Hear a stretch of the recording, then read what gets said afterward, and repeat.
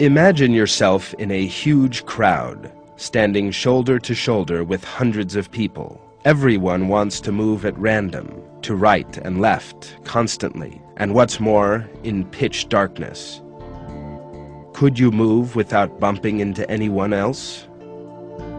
Of course not.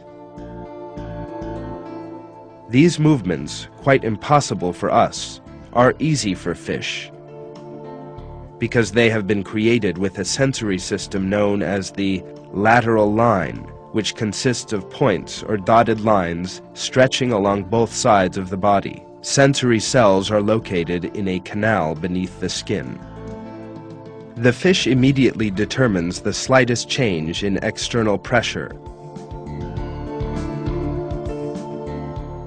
Eddies in the water, the strength and direction of the current, all thanks to these lateral lines. It can therefore perceive the presence of an enemy or an obstacle before it sees it.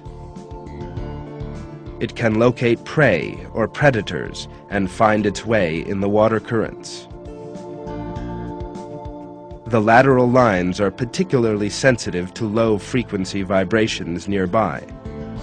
So fish can instantly detect footsteps along the shore or a predator driving under the surface of the water and take appropriate evasive precautions. Nearby objects reflect the waves reaching them.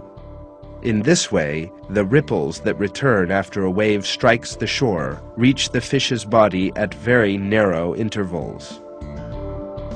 Thanks to its lateral lines, the fish analyzes these time differentials and forms an image of its surroundings from the information thus obtained. To obtain more information, the fish can simply swim faster and give rise to more waves.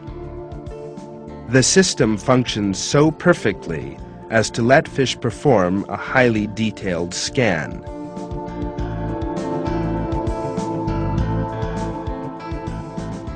For example, in order to be able to see in the totally pitch-dark water in which it lives, the Mexican blind cavefish is totally dependent on its lateral lines. Despite having no eyes, it can detect objects smaller than a pinhead. Fish swimming in large schools, particularly in muddy waters with low visibility, make use of their lateral lines in order to maneuver quickly without bumping into each other.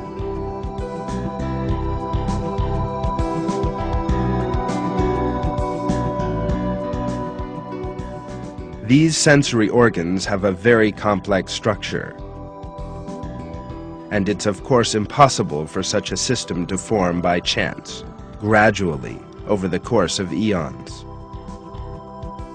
The system has to emerge all at once, if fish are to survive.